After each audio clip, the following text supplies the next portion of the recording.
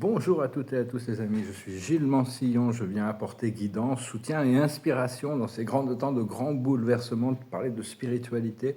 Je vous remercie pour soutenir la chaîne, pour vos partages, vos commentaires, n'oubliez pas de vous abonner, pour vos likes et pour vos dons. Je vous remercie, c'est vraiment très utile encore en ce moment.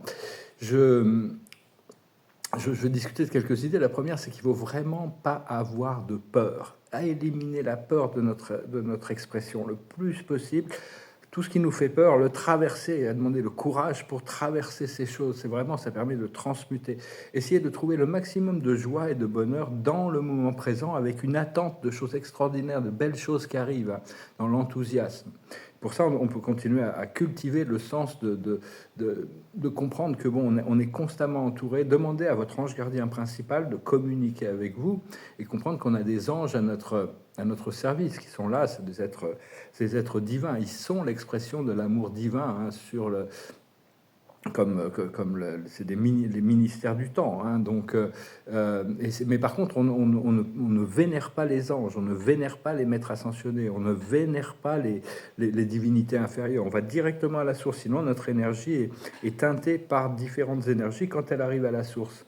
Et on ne vénère pas des êtres humains, hein. Tout ça, ça va s'écrouler. Il y a beaucoup de gens qui vénèrent des célébrités, ça va être très très dur pour eux quand les révélations vont tomber. Et donc aller directement à la source, hein, sinon notre énergie est filtrée et déformée par l'intermédiaire de divinités inférieures. Tournez-vous toujours vers votre première source.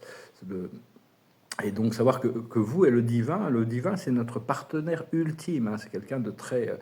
c'est une personnalité, bon, il est pré-personnel ici dans notre expérience, il n'impose pas sa personnalité, Dieu n'impose pas sa personnalité sur les êtres humains, mais il reste quand même...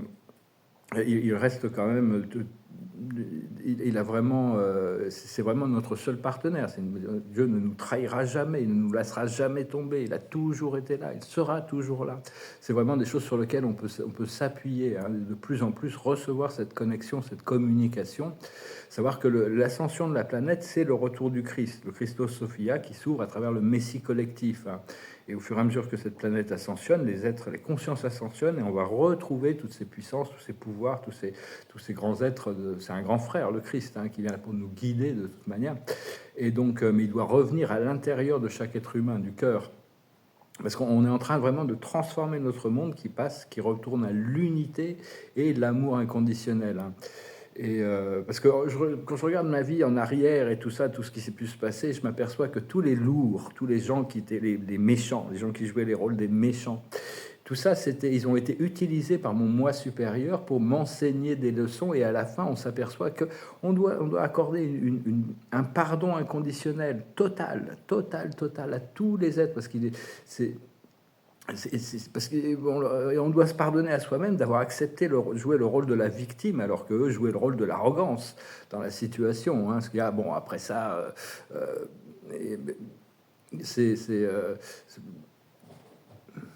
après ça, il y en a, j'en connais qui demandent à ce qu'on s'excuse, alors que c'est eux qui sont dans l'erreur, hein. C'est-à-dire qu'on n'a pas à s'excuser quand quelqu'un nous marche sur les pieds, par contre, hein. Bon, laissez-les avec leurs illusions.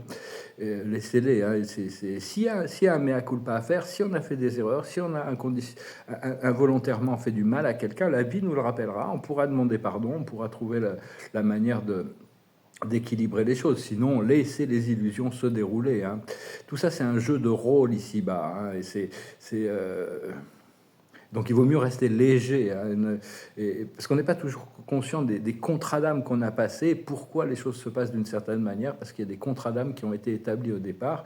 On doit s'élever au-dessus des jugements, hein. C'est très important de s'élever au-dessus de la polarité, dans l'unipolarité de l'amour et de la lumière, comprendre que tout est Dieu. Tout est vie, tout est amour et tout est loi. Tout le monde, tout est loi, tout est Dieu, tout est vie. Il y avait une petite blague qui était sortie dans les années 2000 sur Internet. On disait les 5 juifs qui ont changé le monde. Alors, il y a Moïse qui a dit tout est loi, il y a Jésus qui a dit tout est amour, il y a Karl Marx qui est venu, il a dit tout est argent. Après ça, il y a Freud qui a dit tout est sexe, et Einstein qui les a mis d'accord en disant tout est relatif. Mais en réalité, tout est Dieu, tout est amour et tout est loi. C'est-à-dire tout ce qui n'est pas... la vie nous reflètera toutes nos erreurs éternellement à chacun tant qu'on n'a pas appris les leçons. Ça dépend de notre contrat d'âme. Il y a des âmes qui choisissent de pouvoir faire le mal sans avoir besoin de cette réflexion, mais tôt ou tard, la vie va leur les enseigner. Tout le monde, personne ne peut échapper aux conséquences de ses actions pour arriver éventuellement à ce pardon, à cette liberté, à ce salut, ce nirvana, cet état d'existence supérieur. Donc, quand je regarde ma vie en arrière, je suis un peu obligé, hein, pour préparer cette ascension, je dois me pardonner de toutes mes addictions. J'avais beaucoup d'addictions quand j'étais jeune, et ça m'a fait rater des opportunités romantiques ou professionnelles, hein. Mais enfin, il y a une grande sagesse à savoir. Je sais que je ne sais pas. Alors bon, on se pose la question, est-ce que si j'avais fait comme ça aurait été différent, ou est-ce qu'on était programmé, on n'avait pas le choix, parce qu'on devait passer par là où on est passé. Mais la sagesse de Socrate, je sais que je ne sais pas, reste la plus haute sagesse, parce qu'il y a toujours des choses à découvrir, hein. La sagesse des mortels est tellement peu de choses. Apollon avait dit, Socrate est le plus sage de tous les hommes, parce qu'il sait qu'il ne sait pas. Au moins tous les autres, ils croient savoir.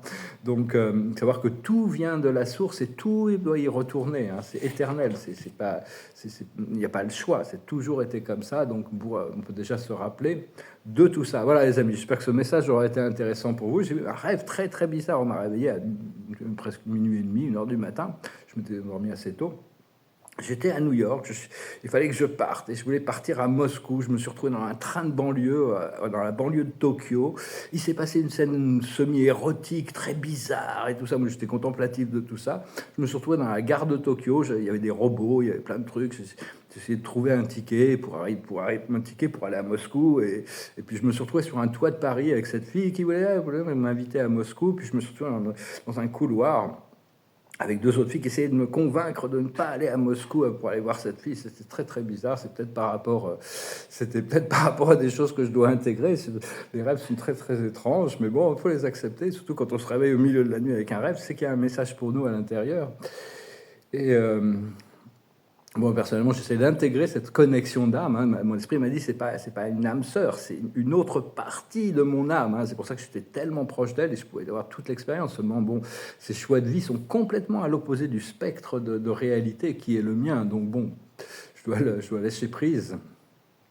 Et en même temps, donc ça me crée quand même un peu d'amertume, disons, d'avoir senti cette connexion sans jamais même pouvoir la rencontrer physiquement ou quoi que ce soit. Mais bon, avec ça, il y a toute cette libération, cette célébration qui arrive, hein. Donc c'est vraiment un retour à la vie, une vie meilleure, beaucoup de liberté, hein. Donc c'est un peu c'est challenging d'intégrer toutes ces énergies beaucoup plus denses, avec toutes ces énergies lumineuses, tout en mettant donc de rester en paix et serein avec tout ça, hein. Mais bon, la foi et la confiance que tout ça sera éclairci, à la fin tout va trouver un équilibre, hein. La vie trouve toujours un moyen d'équilibrer les choses et s'adapte à tous nos jugements, il faut éviter les jugements, mais bon, on est obligé de prendre position par rapport à des choses qui traversent notre conscience quand même.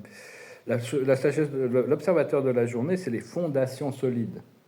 On continue à construire ces fondations solides, hein. Chaque pas qu'on l'on fait dans la direction de la source, dans la direction de l'univers fait 100 pas dans notre direction. Ce qu'il faut comprendre, la plus haute sagesse, c'est l'échange de cadeaux. C'est-à-dire que bon, la vie, c'est un échange, hein. Il n'y a pas de... Il y a ce qu'on partage, et puis il y a ce que l'on donne, ce que l'on reçoit, c'est tout des échanges et des équilibres. Il faut essayer quand il y a des déséquilibres, la vie finit par retrouver l'équilibre. C'est-à-dire qu'on part dans un côté, ça crée un contrepoids, et donc après ça, il y a un autre contrepoids qui est créé jusqu'à ce qu'éventuellement le point d'équilibre se trouve. Ce qu'il faut comprendre, c'est ma carte de la journée, c'est entre les mondes. Il n'y a pas une clarté totale, il faut accepter que l'on ne sait qu'on ne sait pas. Ce qu'il faut faire, c'est pas pour vous. Il faut arriver à lâcher prise des choses qui sont pas pour nous. C'est vraiment très par rapport à cette relation-là, par exemple. Mais c'était tellement, il y avait beaucoup d'amour, c'était très profond, il y avait des profondeurs extraordinaires. Donc bon, j'en garderai quand même un bon souvenir.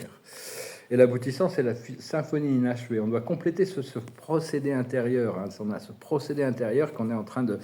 C'est pour atteindre le prochain cycle, le prochain niveau, hein. On est préparé, on est sculpté par la vie un peu tous les jours. On se rapproche chaque minute de cette ascension.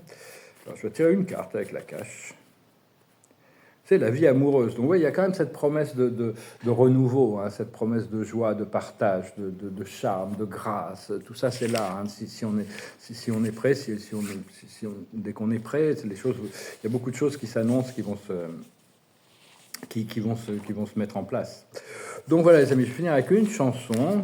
J'allais chanter une chanson un peu déprimante parce que j'étais un peu, c'est une vieille chanson de Mike Brown qui s'appelle Qui saura. C'est quelqu'un qui est complètement déprimé.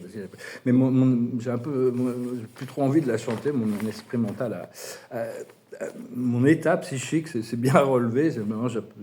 Ça a bien bougé. J'arrive à accepter le lâcher prise. Donc je vais chanter cette chanson de Eric Clapton. C'est une chanson américaine, mais c'est quelqu'un qui parle en essence. On s'est pas reconnu ici-bas. Ça m'a fait beaucoup souffrir. Est-ce qu'on se reconnaîtra là-haut? Ça s'appelle les larmes au ciel. The Tears in Heaven. Goes like this. Would you know my name if I saw you in heaven? Would it be the same if I saw you in heaven? I must be strong and carry on, 'cause I know I don't belong here in heaven. Would you hold my hand if I saw you in heaven?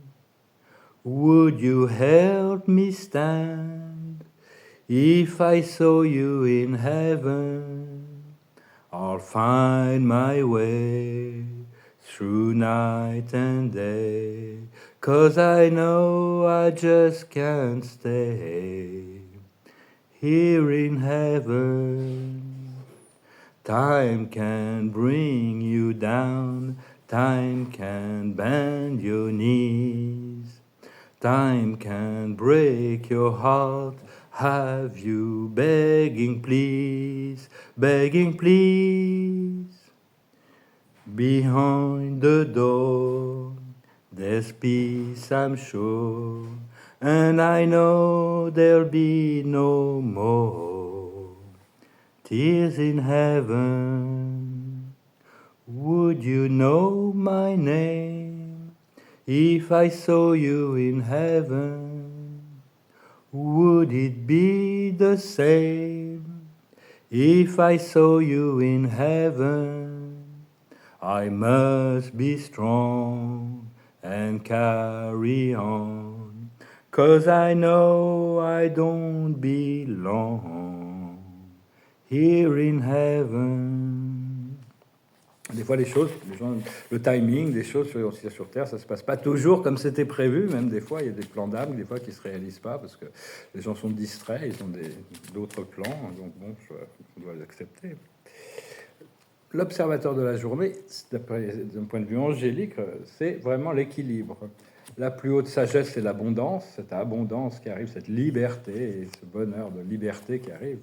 L'abondance, c'est de faire tout ce que l'on veut quand on veut. Ça va être extraordinaire après toutes ces restrictions qu'on a pu expérimenter. Quand on est prêt, toute la planète va être bientôt libérée. Le but, c'est la libération ultime de toute la planète. En attendant, on peut voir déjà on doit se construire sur notre point de liberté. Ce qu'il faut comprendre, c'est l'énergie, le magicien, le 1, le monde causal. Ce qu'il faut faire, c'est la confiance, continuer à avoir confiance que le plan de la vie se déroule comme il se doit. Et l'aboutissant, ça va être l'accomplissement. Il y a des choses qui sont en train de s'accomplir. Donc tout ça, ça va se résoudre et on va se préparer pour ce nouveau cycle ça prend du temps. C'est pas ce qui arrive. L'ascension, ça ne se passe qu'une seule fois dans toute notre carrière éternelle. Donc notre âme n'est pas pressée. Elle veut être sûre qu'on a intégré tous les aspects qui sont nécessaires pour pouvoir exister confortablement dans ces plans supérieurs. Si vous avez des questions, je vous remercie de me les laisser en commentaire. Je vous souhaite une excellente journée. Je vous dis à bientôt. Salat.